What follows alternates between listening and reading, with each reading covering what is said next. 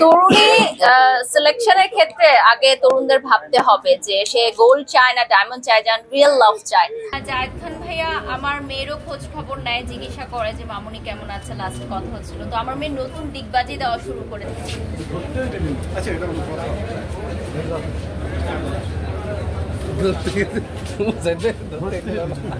ভয় লাগছে যে বডিগার্ড নিয়ে আসা উচিত ছিল। দেখেন কত কোটি টাকার গহনা পরিয়ে ফেলেছে আমাকে, এগুলোর ড্রাইভার কে নিবে বলেন?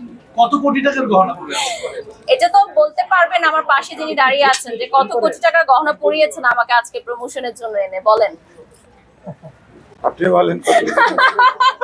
এটা বলে এখন ভাইরাল হয়ে যাবে। আপনারা তো জানেনই যে মার্কেট প্রাইস আসলে কত, এবং এখন তো স্বর্ণের দাম আমার মনে হয় আজকে মার্কেট প্রাইসের লেটেস্ট একদম সর্বোচ্চ না, একদমই। তো আমরা অনেক বেড়ে গেছে এবং এটা আসলে পজিটিভ, কারণ যারা অলরেডি গোল্ড পারচেজ করেছে তারা যে কোনো সময় গোল্ড আবার রিসেল ভ্যালু আছে, ডায়মন্ডেরও আছে রিসেল ভ্যালু চলে এসেছে 25% বাদ, এবং আজকে তো অফারও আছে না? অফার আছে, ও ঝড়ো অফার চলছে। আচ্ছা, বাইরেও ঝড় ভেতরেও ঝড়। তরুণী সিলেকশনের ক্ষেত্রে আগে তরুণদের ভাবতে হবে যে সে গোল্ড চায় না ডায়মন্ড চায়, যেন রিয়েল লাভ চায়। যখন রিয়েল লাভ থাকবে তখন গোল্ড ডায়মন্ড কিছুই লাগবে না। এখন যেহেতু ডায়মন্ড পরে আছি, ডায়মন্ডের কথা বলবো। আবার যখন গোল্ড পরি তখন মনে হয় গোল্ড বেশি ভালোবাসি। মানে যখন যেটা পরি, দেখেন এগুলো হচ্ছে এক্সপেন্সিভ অর্নামেন্টস, লাইক আপনি গোল্ড আর ডায়মন্ড ব্যতীত যদি কোনো অর্নামেন্টস পরেন, তার চেয়ে যখন আপনি গোল্ড এন্ড ডায়মন্ড পরবেন সেটার গ্রেসটা অনেক বেশি হবে, গ্রেসফুল হবে অনেক। তাই তো এত লক্ষ লক্ষ টাকা থাকার পরও মানুষ কিনছে। আমি আজকে আসছিলাম বসুন্ধরা মার্কেটে, যখন নিচে কার পার্কিং এর কোনো জায়গা নেই, আমি অনেকক্ষণ বসেছিলাম।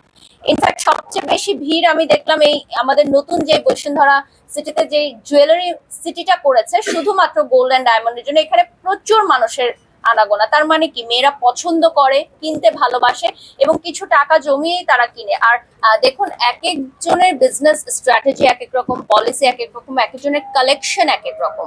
আপনি দেখবেন যে বিভিন্ন ডায়মন্ডের শোরুমে আমরা যখন লাইভ করি, ক্রেতারা নিজেরাই লাইভ দেখে বুঝতে পারে যে কাদের কালেকশন সর্বোচ্চ, কাদের কালেকশন সুন্দর, কারা ডিফারেন্ট ইউনিক কালেকশন নিয়ে আসে।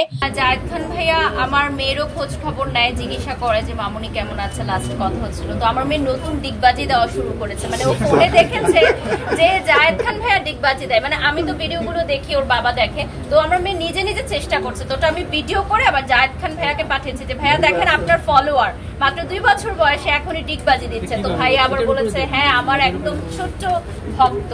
তো এই জিনিসটা আমার কাছে খুব মজা লেগেছে। বাচ্চারাও একটা খুব জিনিস ক্যাচ করে ফেলে এবং ডেফিনেটলি আমরা মিস তো করি। আর্টিস্টরা সবার মনে বেঁচে থাকে, সে যেখানেই থাকুক, দেশের যে প্রান্তেই থাকুক, অন স্ক্রিন থাকুক, অফ স্ক্রিন থাকুক। এই যে আপনি আজকে মনে করলেন, এভাবেই মানুষের মনে ভালোবাসার জায়গায় বেঁচে থাকে।